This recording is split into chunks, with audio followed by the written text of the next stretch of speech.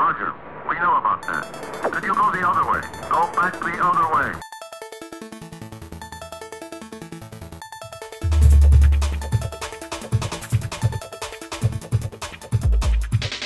En 2010, la France a versé, je simplifie les chiffres, environ 21 milliards d'euros à Bruxelles, essentiellement d'ailleurs des fonds provenant de la TVA ou de certains droits de douane, et qui vont donc être transférés à la Commission européenne.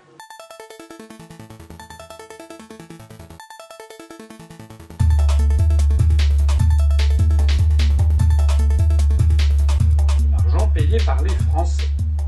Et la Commission européenne nous a restitué, en gros, je schématise, 14 milliards d'euros en 2010.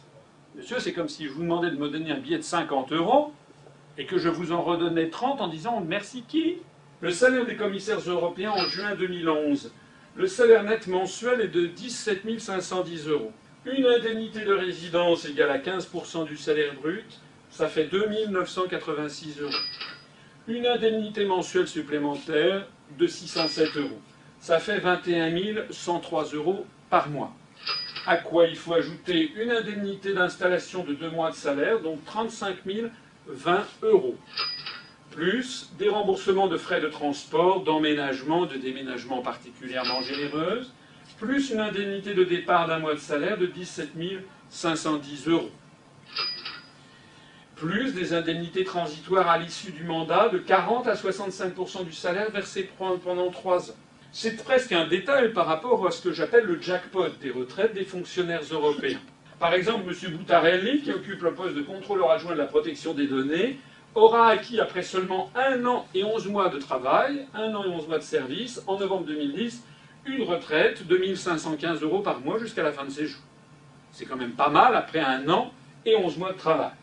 C'est l'équivalent de ce que touche en moyenne un salarié français du secteur privé après une carrière complète, c'est-à-dire après avoir cotisé pendant 40 ans. Roger Gras, greffier à la Cour de justice européenne, va toucher 12 500 € de retraite par mois. Pernilla Lind, juge au tribunal de première instance, 12 900 € par mois. Damaso Ruiz Rabo Colomer, avocat général, 14 000 € de retraite par mois. C'est-à-dire que non seulement il leur suffit de travailler pendant 15 années et demie, mais en plus ils ne cotisent pas. Pour bénéficier de ces super retraites, les fonctionnaires européens ne versent pas 1 centime d'euro, tout est à la charge du contribuable. Le Parlement de Bruxelles a décidé de créer une crèche avec jardin d'enfants pour justement les bébés des députés. Le coût en est de 17 311 000 € en 2010.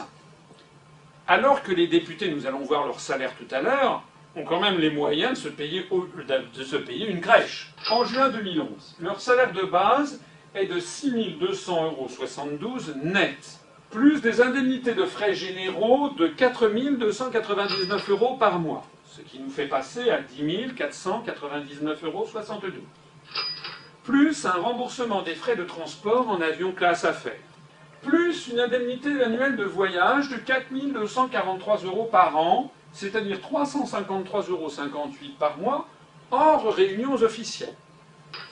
Nous sommes donc à 10 853,30 € par mois, plus une indemnité journalière.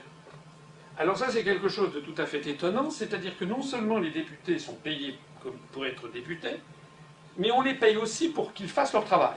Cette indemnité, en juin 2011, était de 304 € par jour de présence au Parlement européen. Un certain nombre d'ailleurs de ces députés en profitent pour venir signer et s'en aller tout de suite. On a vu d'ailleurs ça circule sur Internet. 2 semaines par mois, eh bien ça lui fait quand même 4 256 € par mois d'indemnité supplémentaire. On en arrive donc à 15 109,30 € par mois. Je voudrais insister également sur le fait que c'est également le cas pour les représentants du Front National. Plus de 36 000 € par mois pour le député européen Bruno Gollnisch, plus de 36 000 € par mois pour le député européen Jean-Marie Le Pen, plus de 36 000 € par mois pour le député européen Marine Le Pen, en termes de coût total pour le contribuable français, comme je l'ai expliqué. Pour quel bilan ?